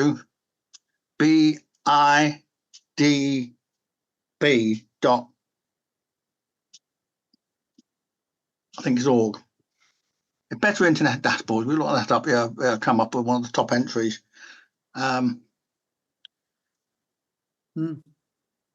That's excellent. Thank you very much. There are websites that do similar information. Sorry, yes, Bruce. Couple of questions. First of all, internal phone wiring. Yeah. You're saying it's not needed, it has to be ripped out. I would like to keep it, and I don't understand why I can't keep it. Richard Mellish here is saying he would like to do the same thing, but he says it's tricky or impossible. Yes, it is. Why? Basically, your phone line comes in existingly to your master socket. Yes, quite so. Right? And the extensions run from the master socket. Quite so. They are electrically connected at the master socket. Yes. So if you try to use, there is a way of doing it, but it is a little bit fiddly. You can do, I forgot what the term is, something about re-injection. Sounds very rude. Basically, you have to isolate the master socket connection from the outside world. So yeah, and then there is a facility to connect from the back of the router, if you have, say, digital voice, a way of connecting from there into your internal wiring. It is not favoured because it's not necessarily reliable. It depends on the equipment you've got, the phones you've got, because the frequencies used are completely different. Remember, you're using a broadband as against the old analog frequencies, which... Yes, but the router has a telephone socket on it, has it not? Yeah, it have one socket on the back. Okay, so I plug a phone in. I plug a phone in there, and it works. Yeah, your phone is native. So provided you've got a digital voice service, yes. Why can't I just plug the whole extension system in there and it'll work? What's the difference? That's effectively what re-injection is, but you've got to isolate it from the outside connection from the old analog line, because that still have 5 volts or whatever coming down from the exchange. 50 actually. Isolate it. Yeah. Now, technically, anything behind the master socket, the A and B connector, yes, it's open reaches or BT's property, and you're not allowed. Well, in my case, it isn't. Everything in my house is mine. Even the master socket. The master socket. The back of the master socket is theirs, but the front of it is mine. Yeah, the whole master socket. To be correct, the whole master socket, it actually belongs to OpenReach. Now you can replace the front panel, which I've done myself. Yes, I've done that. Yes. Yeah. But technically, you're not supposed to. But we know, they know it happens. We know it happens. But the electrical, the cable behind the thing, they're more important. But the A and B connection. That's why when I had my old alarm system connected in, the engineer actually connected the cable for the old alarm system directly to the A and B circuit at the back, which was very naughty. Yes. They got when I had a phone line fault. When the engineer came in, found that on, he disconnected it. Said you have to get your engineers out because that's illegal. Full stop. Which it is, because it could have caused electrical fire and all sorts of stuff. They had to come back and correctly do wiring to the proper, like an extension wiring. So yes, it can be done. If you look up, I figure, well, I'll see if I can find the details and send you the details, Bruce. There's an article about it, but it is not generally recommended because it has all sorts of other implications. Yeah, I would like to know what the implications are, though. You see, I can't see. It's primarily to do with keeping the two systems separate, because the A and B cable, as I say, belong to OpenReach. It carries an electrical current. Yes, the A and B cable's got 50 volts on it, but as you say, when they put the fibre in, they're going to disconnect that anyway. And if they don't, I'll disconnect. They certainly do now. They certainly do. Well, they generally, like, I had my copper cable cut at the top of the pole, so they removed it from the house, or to the house. But the master socket is still there. Dismantled it. But in some cases, unless you specifically ask them to remove the copper cable, they will leave it in place. And technically, for up to a year, that line will still be active, but with no dial tone. Yes, I'm with you. So it's still getting the current coming through for that year. So unless they remove the cable between the pole or underground ducting to your master socket, it is still live and will cause powering thing. But the critical thing is, I remove my extension cable from the master socket. I'm not connected to their system at all. That's right. And I'm then going to put a connection in between my extension system and the router. Right, now, if you say you're connected, unplug it. Do you have it on the outside, or do you actually have the extension wiring connected up inside the master socket? I would disconnect it from the inside. Right. The master socket has a filter in it, and on the back, I take off the telephone wiring and I take off the digital wiring. Yeah. And I would disconnect those. You can disconnect them. How you connect it to the router. I'll see if I can dig out the article and I'll send you the link, Bruce. I'll make a note to send you a copy. And send to me as well. Can we ask Richard what problems he's had? Well, I've just been converted to digital voice because I renewed my contract with BT, and they said a new contract, you automatically get digital voice now. Right. So I've still got fibre to the cabinet. I've still got the copper wire coming into the house to the master socket. Got the filter on there that feeds the BT hub, and then the socket on the back of the BT hub feeds a DECT base station and one wired phone. And that's all fine. I haven't actually investigated I don't remember how the extension wiring goes into the master socket. I think whether it goes into the front part of it or how that would be plugged into the extension wiring. If it ends in a piece of wire, somehow I've got to put a plug on that to plug it into the back of the hub. Yeah. Yes, but we're just talking about physical connections. I don't see there's no reason why it can't be done. There is reason, but it's to separate out the two, because they're trying to make sure you don't think. The other thing, it tends to be that if you connect it through your router with extension wire, it depends on the quality of your extension wiring as well. It's okay. Yeah. Yeah. Okay. The quality of the extension wiring can make a difference to the thing. The idea that they want everybody to move to digital phones as well in the long run, which have better quality and more features. In fact, BT will supply you with a digital phone if you haven't got a potentially suitable older phone. And phones over a certain age, they don't always say will work on the new system.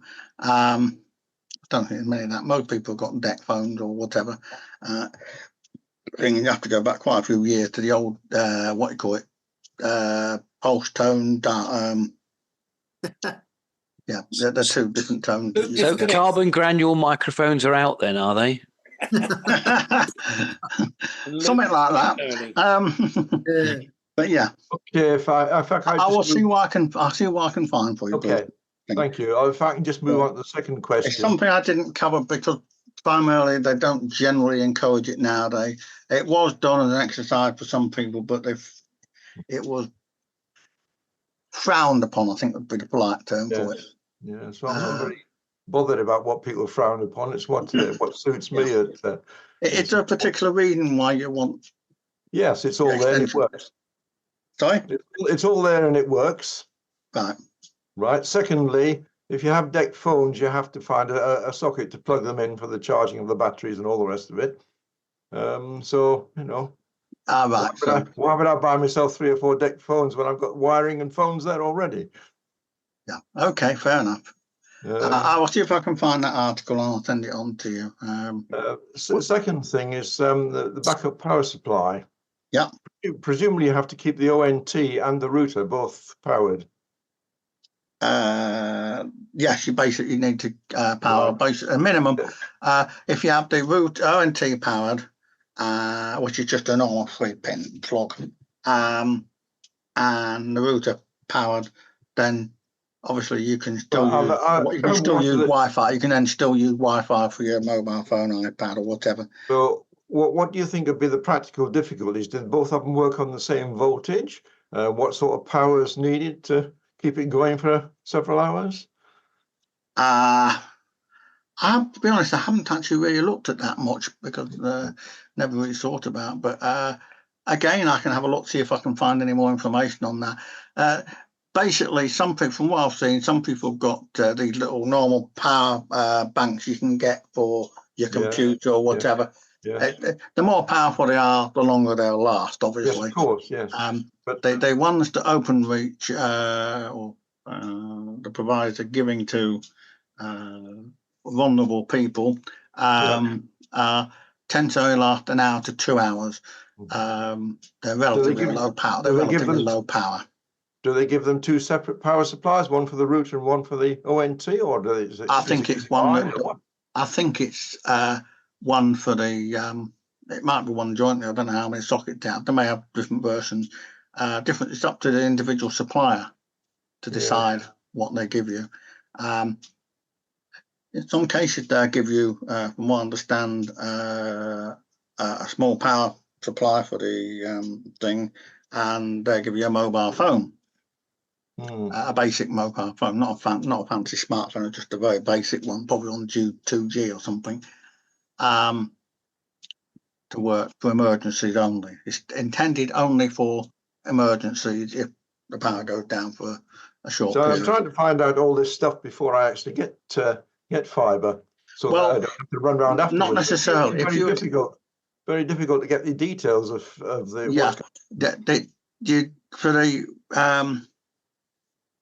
for sort of things about battery backup, there'll be people on the site, the broadband company, Think Broadband. They have lots of forums, and people ask all these sorts of questions on there. There are lots of people there who can tell you all pros and cons about it, including rejection thing, and they're probably told the pros and cons. Say they've got engineers on there who deal with this sort of thing and actually use some of the internet providers own staff on there as well, so you get information from the horse's mouth, so to speak. In terms of things, you can get an ordinary UPS yourself. Yes, that's or what I'm if you count upon the vulnerable people, they have to, as long as you've got you registered as one of them, they have to offer you you tell them, say, I need support, and they're supposed to supply you with at least a basic backup battery, and potentially a mobile phone, a smartphone if you're in an area where for emergency call. But it is, as with all these things, smart. If you want it for your own personal use, to keep it going longer, then it becomes your responsibility. You can get any of the backup batteries that's on the market, and plug your kit in, and away you go. It's interesting to see how my mother-in-law is going to get on with all this, because she's got one of these pendant things that you press in an emergency and all that, and she's 102 next month. Right. All there with her lemon drops, don't get me wrong, but nearly blind. I mean, she got one of those telecare pendants, has she?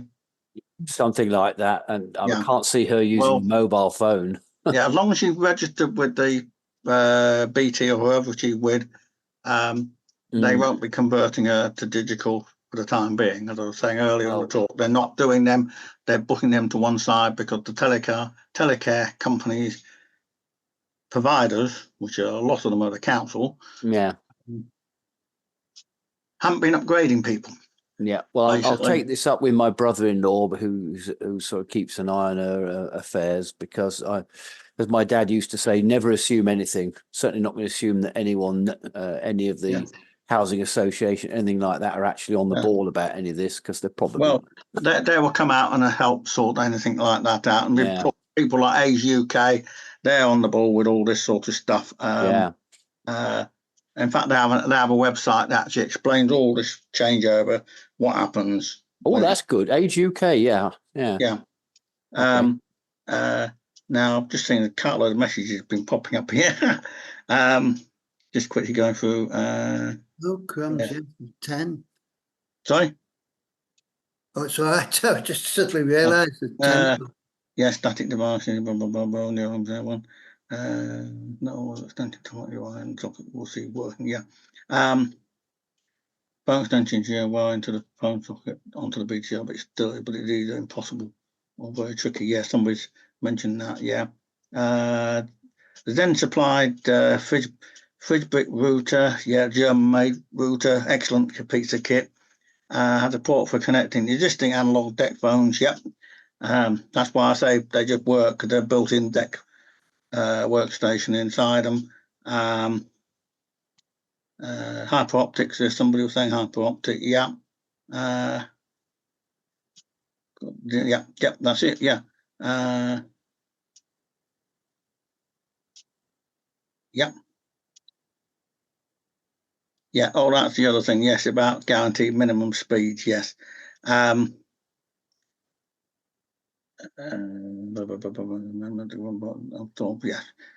Yeah.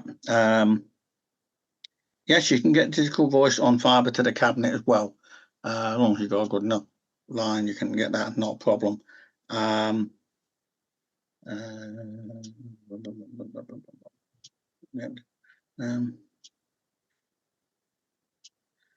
Somebody's got both.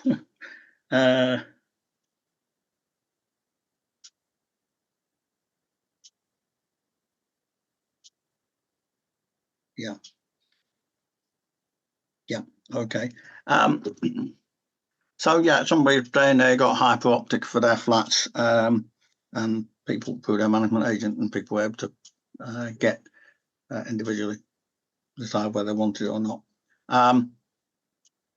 So there is that thing. There are various issues around it, and some of it he's thinking about, but there are lots of websites out there to help you. One thing you can check to see if you've got fibre available in your area, and they don't always put a leaflet through your letterbox, like I didn't round here, but I got an email from OpenReach saying all the companies were available, is the BT Wholesale Checker, which it said ADSL in the title, but it's not. It covers everything. It'll tell you what's available. I haven't got it available. No, I haven't actually got it. No, I haven't. On this machine. But pretty much the push is to go to full fibre, but as I say, there are two different changes, the phone and thing, and there is a little bit of overlap. And that's where a lot of people are getting confused. And people, as said, Bruce has said, you want to try and keep the internal wiring if possible. And that's something that some people want, some people don't. I've got rid of all my internal wiring, but that's a personal choice. I've not got a landline phone anymore, and I rely upon mobile because I can hear better with my hearing aid.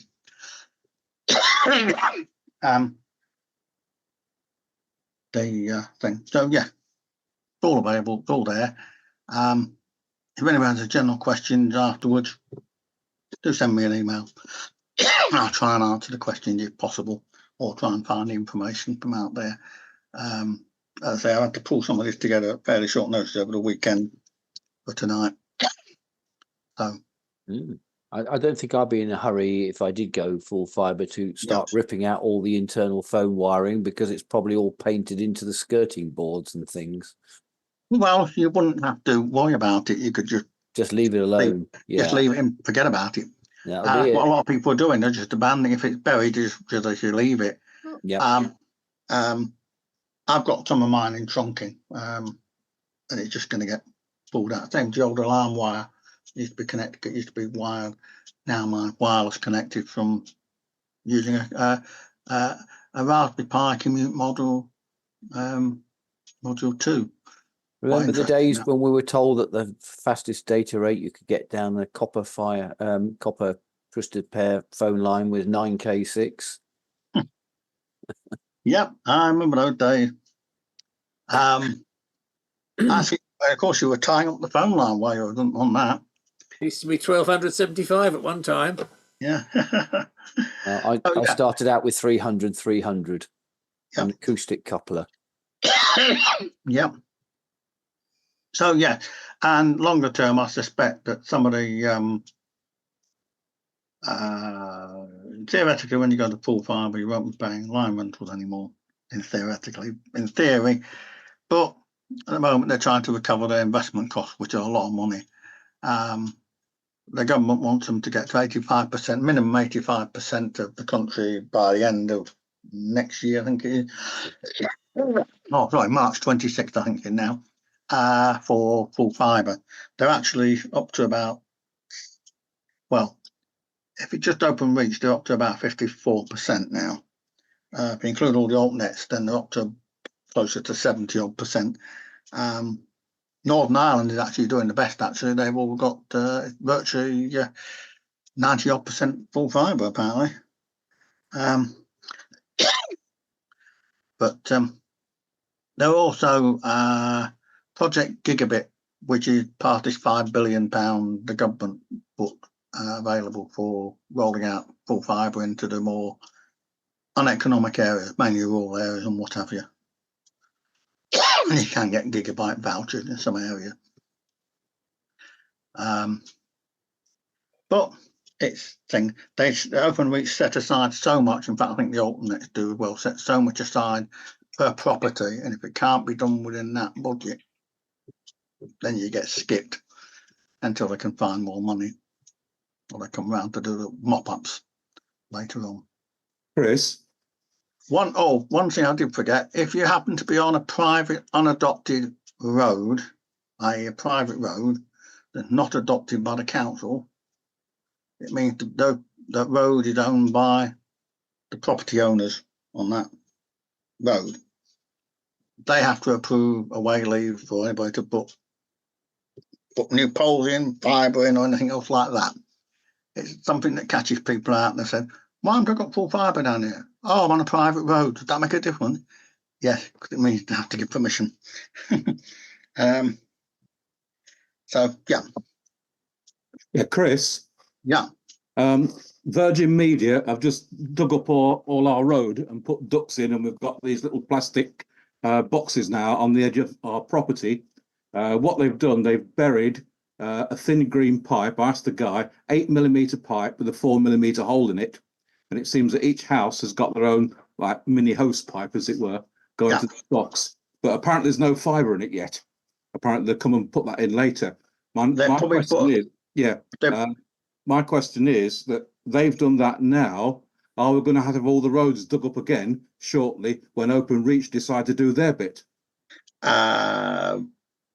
Good question. In terms of your existing, in terms of the Virgin Media bits, that sounds like Next Fibre has actually come around. Right. All the guys on the back of the jackets. Yeah, they say Virgin Media because Next Fibre. VMO too, yeah. And I think the Earthworks company is one I've never heard of before. All the vans, the tarmac machines, the road rollers, even the road sweepers coming up after they're finished. They're all this sort of road works company. Yeah. You know?